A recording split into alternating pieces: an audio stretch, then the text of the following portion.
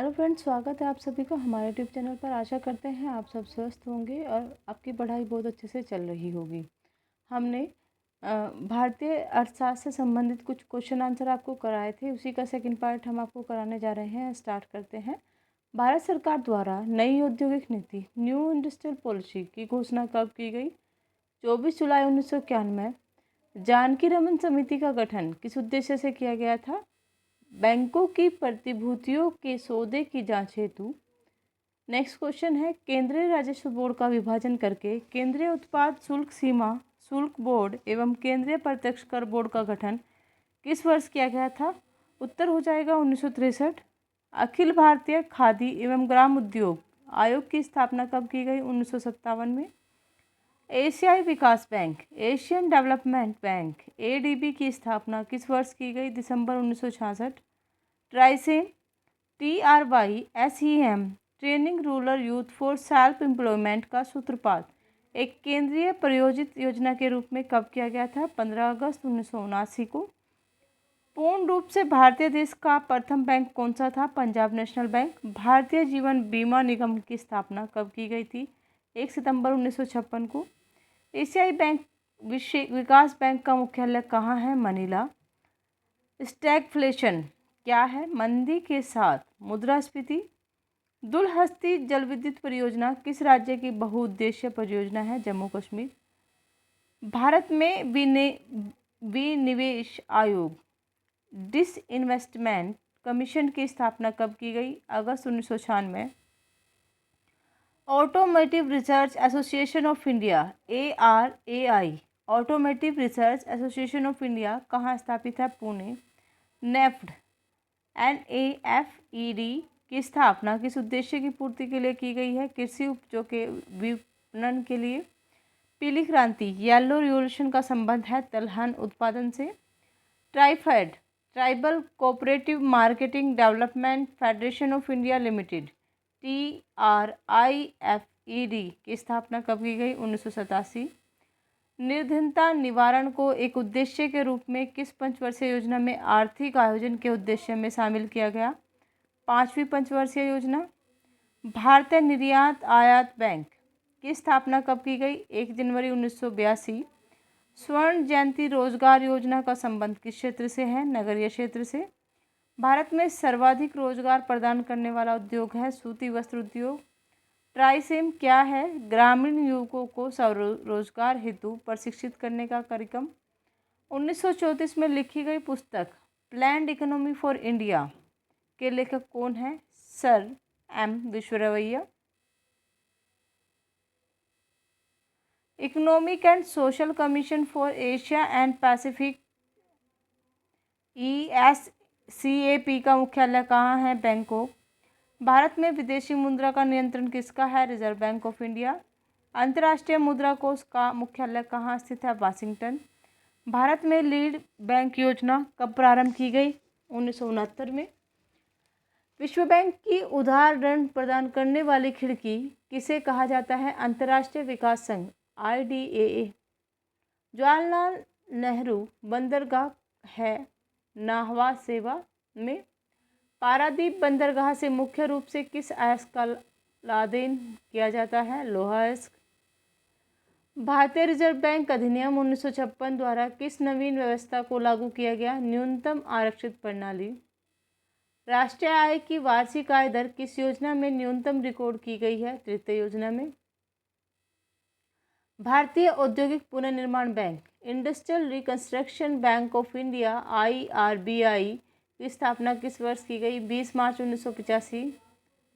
देश की प्रथम depository the national securities depository limited NSDL की स्थापना मुंबई में किस वर्ष की गई? 8 नवंबर 1996 को।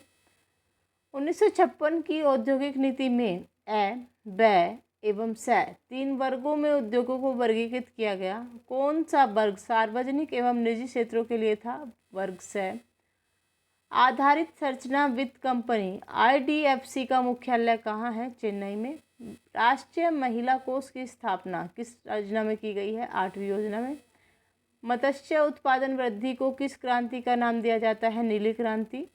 पंचवर्षीय योजना का अंतिम प्रारूप स्वीकार किया गया है राष्ट्रीय विकास परिषद द्वारा। गुलाबी क्रांति से किसका उत्पादन वृद्धि का आशय होता है? झींगा मछली उत्पादन। भारत का अनन्य आर्थिक क्षेत्र एक्सक्लूसिव इकोनॉमिक जोन भारत के समुद्री तट से कितनी दूर तक है? समुद्र में 200 नॉटिकल मील तक। सार्वजनिक इक्विटी की सहायता से स्थापित किए जाने वाला देश का पहला अंतर्राष्ट्रीय हवाई अड्डा कहाँ स्थित है? कोचीन में। योजना आयोग के वर्तमान उपाध्यक्ष कौन है? मोंटेक सिंह अहलूवालिया। भारत में नारियल का सर्वाधिक उत्पादन करने वाला राज्य है केरल। राष्ट्रीय कृषि एवं ग्रामीण विकास बैंक नाबार्ड की स्थापना किस समिति की सिफारिश के आधार पर की गई है? शिवारमन समिति की। भारत में 1 रुपये के नोट पर किसके हस्ताक्षर होते हैं? वित्त मंत्रालय के सचिव के। न्यूयॉर्क में स्टॉक एक्सचेंज में सूचीबद्ध होने वाली पहली भारतीय कंपनी है ICICI। ग्रामीण विकास हेतु राष्ट्रीय कोष किसके द्वारा संचालित होता है? प्रधानमंत्री की अध्यक्षता वाली एक समिति द्वारा।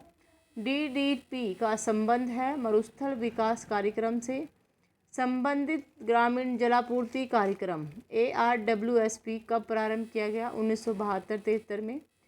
विश्व बैंक द्वारा विभिन्न देशों की प्रति व्यक्ति आय की गणना करने के लिए क्रय शक्ति क्षमता की गणना हेतु किस देश की कीमतों को मानक रूप में प्रयुक्त किया जाता है?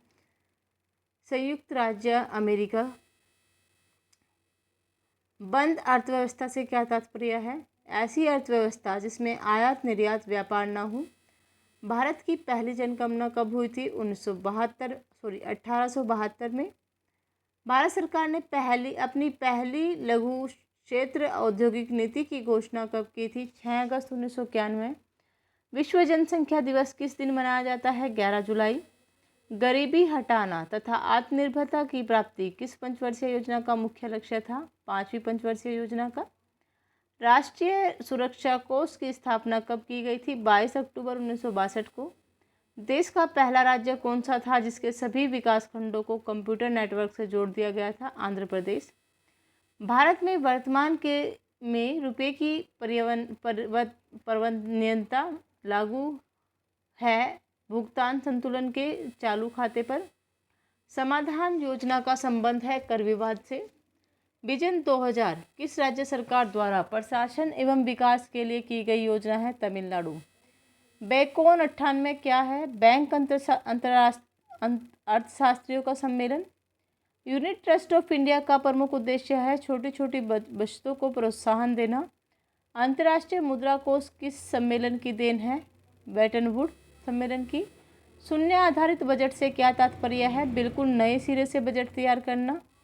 सेबी के अध्यक्ष कौन है? UK सिन्हा। विश्व बैंक की स्थापना कब हुई? दिसंबर 1945।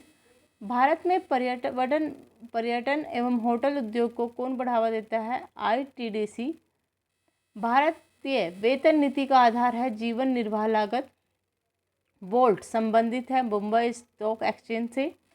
काम के बदले अनाज कार्यक्रम किस पंचवर्षीय योजना में प्रारंभ किया गया था? 5वीं पंचवर्षीय योजना में। उपभोक्ता दिवस किस तारीख को मनाया जाता है? 15 मार्च। भारत में अफीम का सर्वाधिक उत्पादन किस राज्य में होता है? मध्य प्रदेश। मुद्रा अवमूल्यन का आयात निर्यात पर क्या प्रभाव पड़ता है? आयात महंगा और निर्यात सस्ता हो जाता है। आशा करते हैं आपको सीरीज पसंद आ रही होगी। अगर आप किसी भी सब्जेक्ट के क्वेश्चन आंसर देखना चाहते हैं तो आप प्लेलिस्ट में जाकर चेक कर सकते हैं। अगर आपको वीडियो पसंद आ रही है तो लाइक कीजिए, शेयर कीजिए और सब्सक्राइब कीजिए। धन्यवाद।